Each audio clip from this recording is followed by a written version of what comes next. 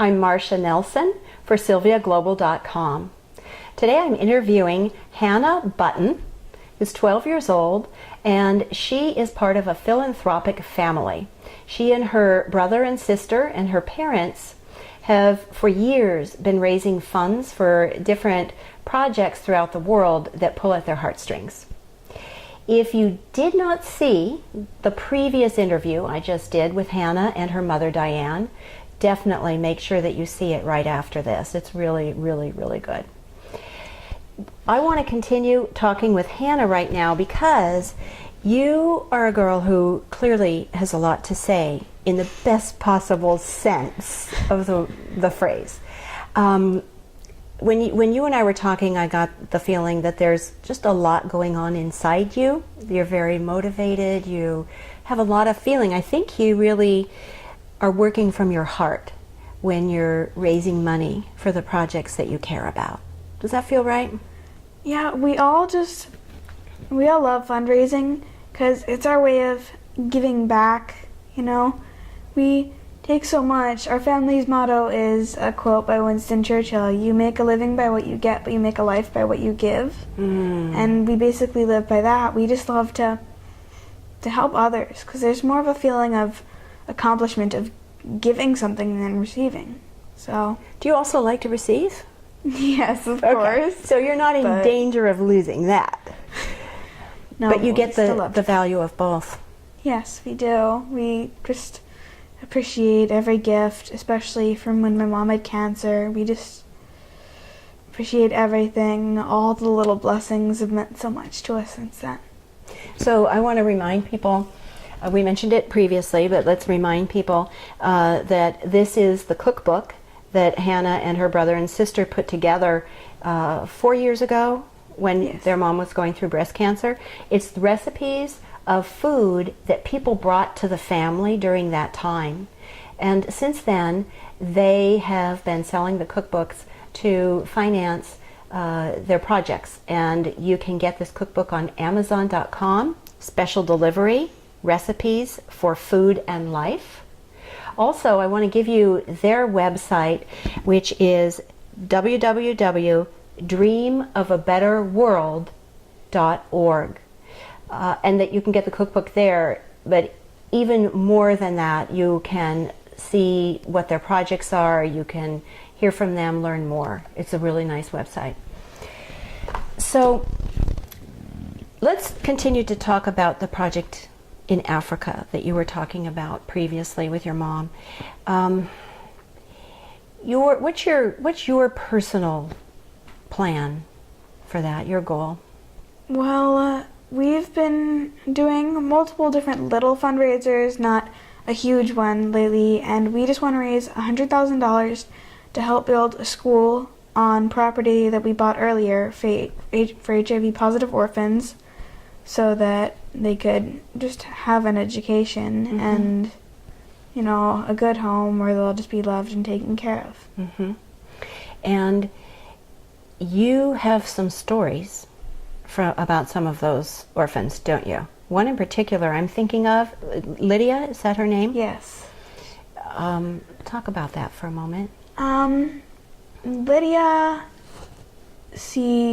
her parents died from AIDS when she was young, and she started going to this clinic where they would give her food, water, and medicine to help keep her alive, to help her survive through her AIDS when she was young. And she used to sell, I think, almost all of her food so that she could get on the bus to go back to...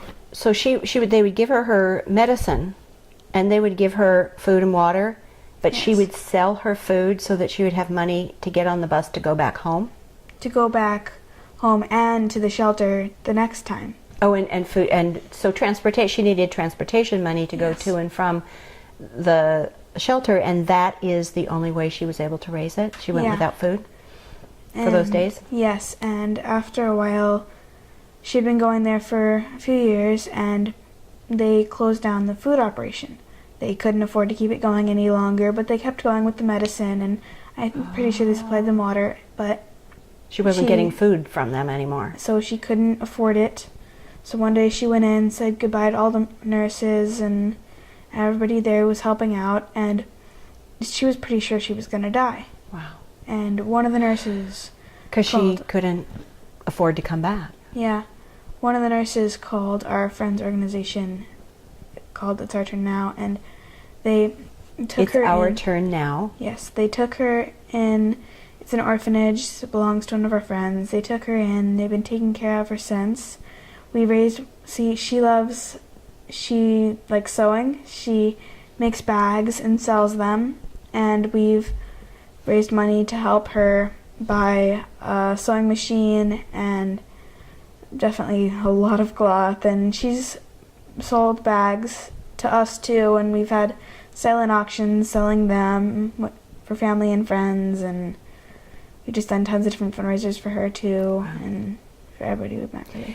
So the organization, it's ourturnnow.blogspot.com, I think, or .org. It'll be at the end of this video. Yeah, okay.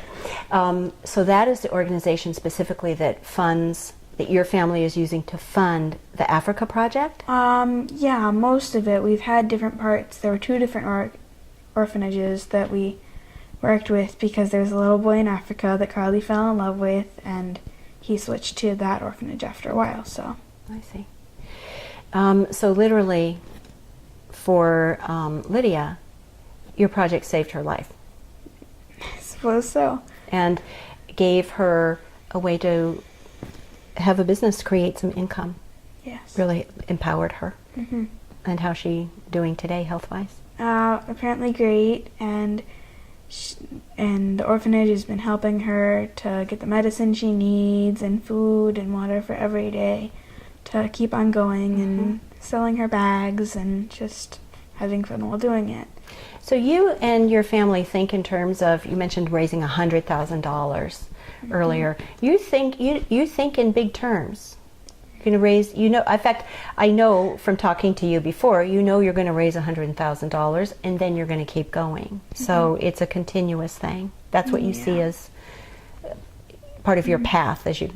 We just want to keep on going and fundraising, and it's a big project. It really is, especially if we're doing a ton of small fundraisers, and we realize that, but the fun thing is just not knowing how long it's going to take, just knowing that we can do it. Yeah. You're 12.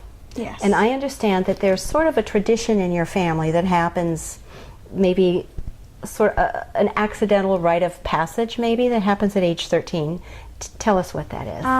Usually when we're 13, we just kind of, around 12, 13, 14, we hear about a project in the family and we'll decide that we want to fundraise through that. We think that that's going to be our project for the year. Jack and Carly both had one with the school. Jack wanted to build a dormitory, and Carly bought a van and some land for them. A van for the orphanage. They had and land. Yeah, they had 49 children and in the orphanage, and only one van to take them to doctor appointments and stuff. So we bought them a new one through Carly's. Let's underscore this. I heard bought the land. And it's 4 acres, right? Yes, for the new orphanage. This is big stuff. And now we're moving on to the school to help raise money for that. And so at age 13, Jack came up with a project, Carly came up with a project of special interest to them. And you're 12, you're going to be turning 13. What's your project? Not just building the school, but also we're working with Fisher House. It's a home for military veterans that have been injured in war and their family members. They'll go to move in there together, and they help the veterans get medicine and food and water, and they just get to heal there. And since the family gets to stay, they also help with the healing process. Wow. It's so that families can stay nearby the hospital and be there with their wounded warrior. And we're currently raising money for that. Wow. What's your goal? Do you have a goal? Or you just... We don't have one yet because we called in. We're trying to figure out what they really need most right now, and then we're going to start working towards that. Well, I have no doubt that whatever goal you set, you're going to exceed. Mm-hmm. I hope so. As a closing, would you imagine that there might be some kids your age watching? And look at those kids and tell them what you have to say to them if they're watching you and they're thinking, wow, maybe I would like to do something. I don't know what, but I could be doing things. I want to be a part of philanthropy. What would be your advice to them? Everything is a way to give back. Every little thing, just helping the neighbor, even just carry the groceries home or something. It's always a way to help them and help the community, and usually one good act leads to another with more happiness and people just feeling loved. And you're never too young or too old to make a difference. Everybody can in their own way. And I think you found that often other people see what you're doing and they want to participate too. Yes, many people have started fundraising with us. My friend Catherine helps out at fundraisers too sometimes, and we all just have a ton of fun doing it. Sounds good. I'm so glad to talk with you. I look forward to talking again sometime. I'll keep tabs on what's happening. Okay. This is Marcia Nelson for SylviaGlobal.com, and thank you so much, Hannah Button. Thank you too.